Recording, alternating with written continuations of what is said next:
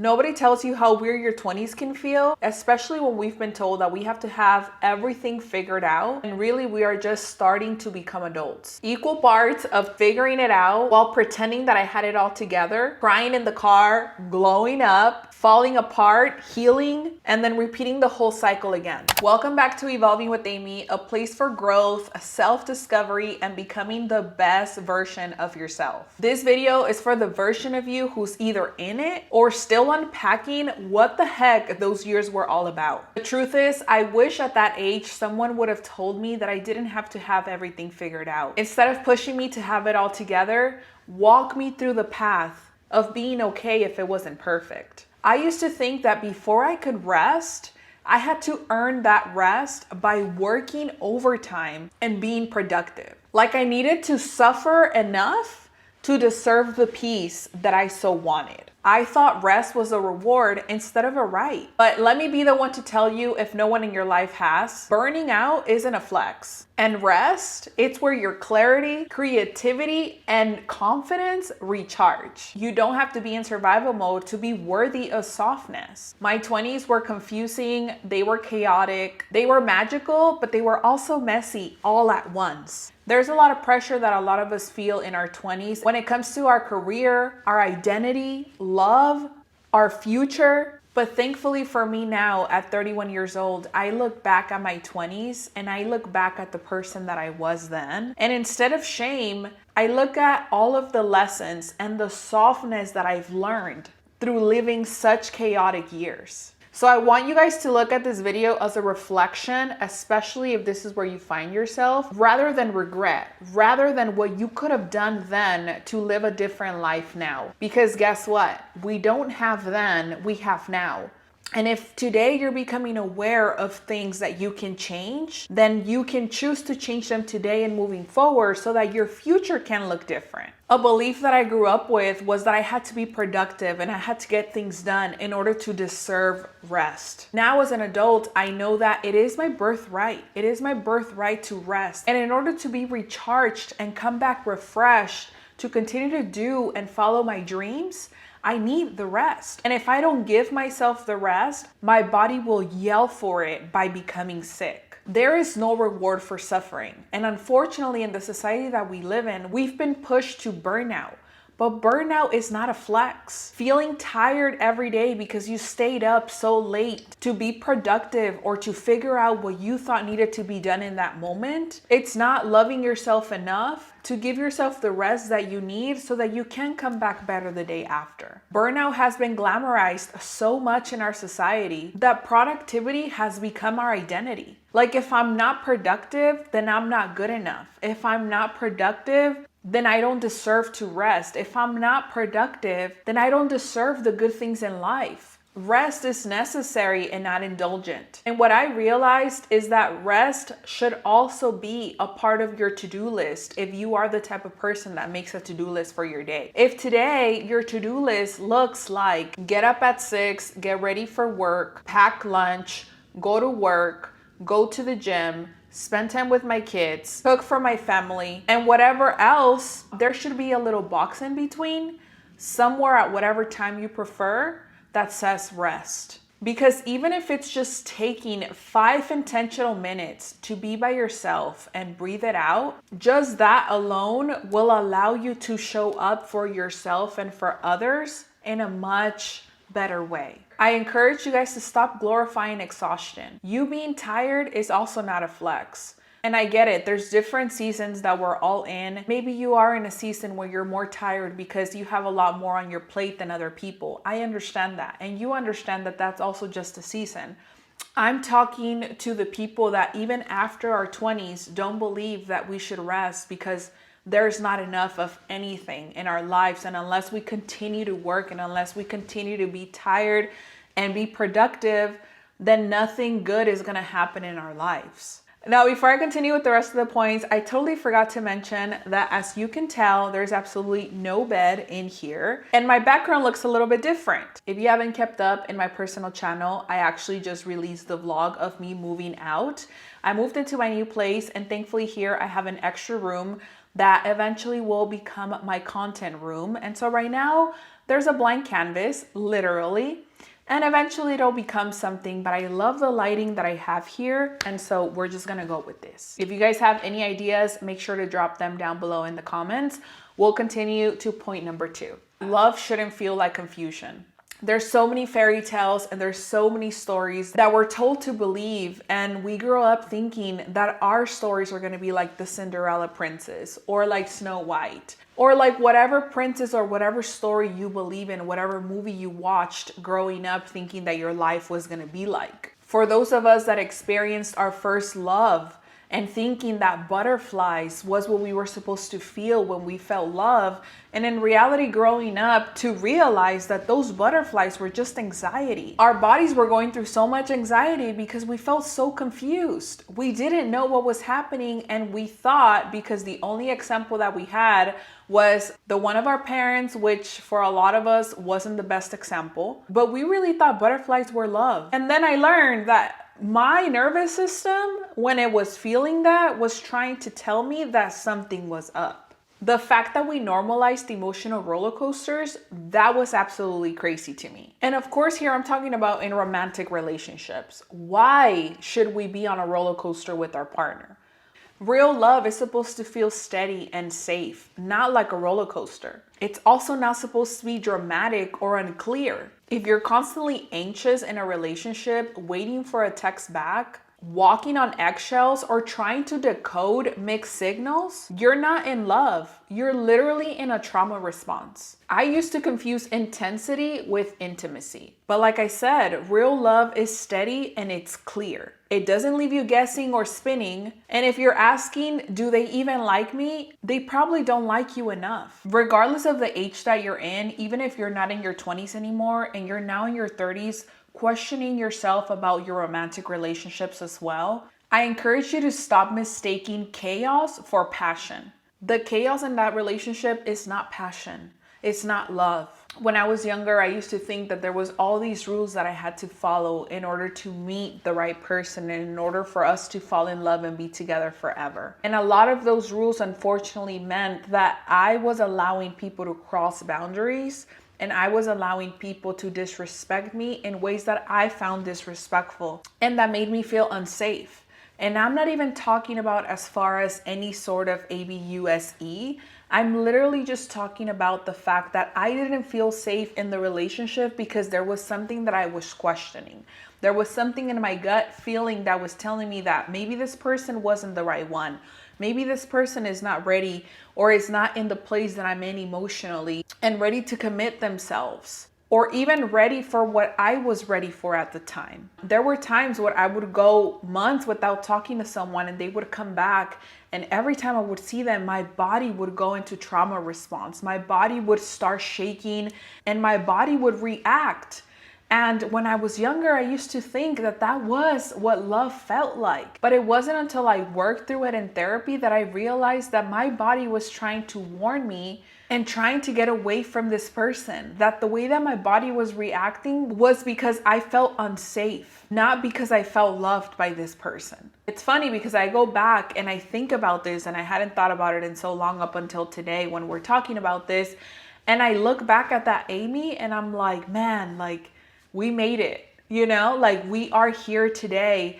And by we made it is we didn't settle for that. We didn't settle for what we thought was butterflies and was love, but instead we were strong to leave that person where they were at because they weren't willing to meet you where you were at. And that's okay. That's how we show up for ourselves at whatever age you're at. But if I was in my 20s, you know what? I'm not even going to tell you if you would have said that to me, I would have left, because I'm pretty sure plenty of people told me to keep it moving and I didn't because I had to figure it out on my own. And that's another thing about love. If you're not ready to leave someone, you're not going to leave them regardless of what somebody else is telling you, regardless of how many people are telling you. Unless you want to get out of the toxic cycle yourself, you're not going to do what is necessary of you to move past it because in your mind, you still think that there's something to work through. And there's no shame for that. I also feel absolutely no regret and no shame. I now look back at that time and I remember the specific times of that happening. And I'm like, I needed to go through that to be who I am today. This was someone that I would see consistently, not because I was out looking for them, but because I would always run into them either at the gym, either at a bar, at a club, wherever I was, I would run into them. And guess what? Now in the places that I hang out at, they're no longer there. Which brings us to point number 3, which you're allowed to change your mind. In my 20s, I really thought that if I chose something, I had to stick with that. I really thought that if I was dating a person, I had to stick with him and there was nobody else that I could be with and there was nobody else that I could talk to because hello, like I'm basically married to this person already without a ring, without a commitment, without anything. For those of you guys that went to school, you also hear about the people that go to school and all of a sudden change their majors. Because as you grow, you start to realize that different things call your attention and that your purpose looks different depending on where your mind is. And that's okay. I stayed in friendships that expired 3 seasons ago. I was scared to leave them because I didn't want to pivot. I didn't want to be flaky. But now I realize that you're allowed to change your mind. This is your life and you get to choose who's in it. Regardless of a bloodline and regardless of the history that you have with someone. This is your life and you get to decide how you want to live it. I realized that clarity came from movement and not perfection. Movement for me looked like going to therapy.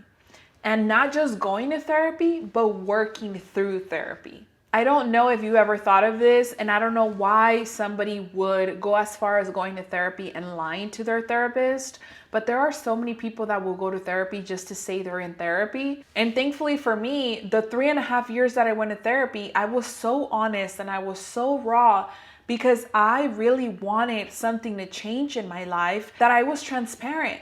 And there was homework and there was activities and there was things that I had to do. And I literally worked through therapy to be who I am today. I continue to work on myself now to be the best version of me. And guess what? My mind has definitely changed in so many areas of my life from when I was 20 to where I am now. Changing your mind isn't a failure.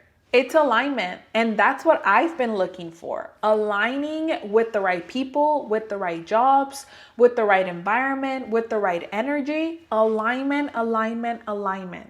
Because if we're not aligned, something will tell. And in case nobody told you, you're allowed to become someone your younger self would have never thought of. Maybe you didn't plan for this, but even this itself is a gift because again, you're still here.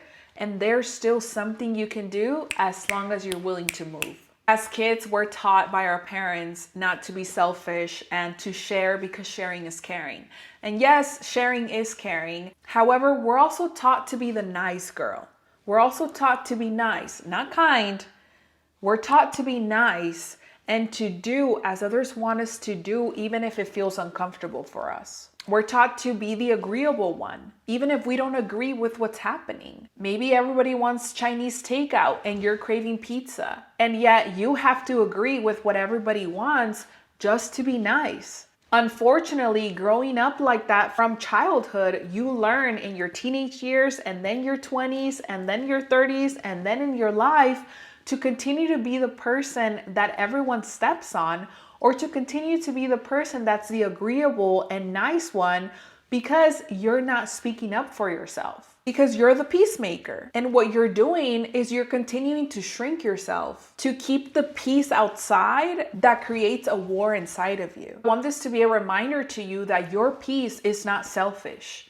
That you taking care of your peace is also taking care of others outside of you, because when you have peace within you, you are able to show up a lot better for others. Saying no without explaining yourself is also a love language that brings a lot of peace for us. And your peace is sacred. You don't ever have to apologize for protecting it. Again, though, as a 20-year-old, I definitely didn't know that. I definitely would have been like, nah, like I don't really want to create problems here. And of course, it depended on who I was talking to, right? Because if I was talking to somebody that I felt really comfortable with, I would be like, nope, because I said so. I don't care what you have to say.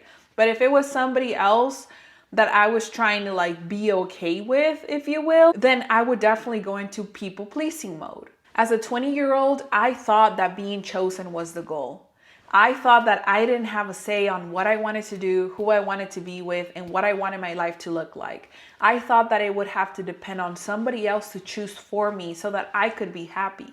And this might be a stink for some people, but being chosen by someone who really doesn't value you, that's not a win. Chasing validation, attention, just to be liked, and thinking that that was gonna get you to be loved. The 20-year-old girl in me thought that I needed to be loved by someone else in order to feel value for myself. But I realized that I didn't need to be picked or chosen to be loved. I needed to love, see, and choose myself to feel whole. That's where the real glow up came for me, where I started to decenter everyone else outside of myself and started to focus all of that energy and all of the love and care that I had for others towards me. When you really started to see my light shift, my energy shift. So when I tell you guys to focus on yourself and love on you and pour on you, as much as you want to pour onto others, do it to yourself first. When you are so full that you're overflowing, you have so much more to give to others. Something else, which I think is the most important one, is that nothing is as serious as it feels in the moment. Sometimes I still struggle with that a little bit. Because if there's a day where I'm feeling super emotional, it feels like I'm sinking in a small hole. But even when it feels so deep, it's not ever that deep. It is not ever that serious. Whatever you're spiraling about right now, whether it is not getting that text back, or whether it is your job not giving you a raise, you're probably not going to remember that in a year. Give your younger self some grace. You were doing the best that you could do with what you knew at the time. And you don't have to ever shame yourself to be able to evolve. Give yourself permission to let go, to mess up, and to try again. It's okay to fail. Failing is what teaches us to be patient, to be more resilient, and to be more hopeful. Because if we fail this time, next time we'll get it right. Because now we know how to do it. And maybe we didn't get it right on the first or the second time, but maybe the third time's the charm. Remember that you're not behind, especially those of you guys who are in your 20s. And if you've already passed your 20s and you're somewhere else, whatever age you're in, and you're still feeling like this, it's okay. You still don't have to feel ashamed for it. You still are right where you're supposed to be, regardless of what age you're at. You're not behind and you're building. And if you're here, it's because there is something within you that's calling you to evolve and to be different. Maybe to do things differently this time. You're not supposed to have it all figured out. And once you accept that, you start to have more fun in your life. Because discovering the unknown starts to become a lot more exciting than being anxious and afraid of what you don't know. So in conclusion, from my 20s, I wish I didn't know that I needed to earn rest, that love shouldn't feel like confusion or butterflies, that I'm allowed to change my mind, that my peace is not selfish, that being chosen is not the goal, and that nothing is as serious as it feels in the moment. Oh, dear 20-year-old Amy, 25-year-old Amy, 27-year-old Amy, I love you. And you would be so amazed at the person that we have become today. Let me know what you guys wish you would have known in your 20s. And if there is any great advice that you can give anybody watching this, however old you are, or in whatever season of your life you're in, we can all learn from each other. So please spread your positivity and spread your good advice so that others could also have a new perspective in their lives. I know this might have been a short one, but I didn't want to skip a week without giving you guys a video, especially because I just moved. I want to stay as consistent as I can. If you want to catch me more than once a week, you can follow me on my personal YouTube channel, Amy Diaz, and my social medias, TikTok and Instagram. I post every single day on those, and we can have more fun there. I love you guys, and until next Wednesday, I will see you. Mwah.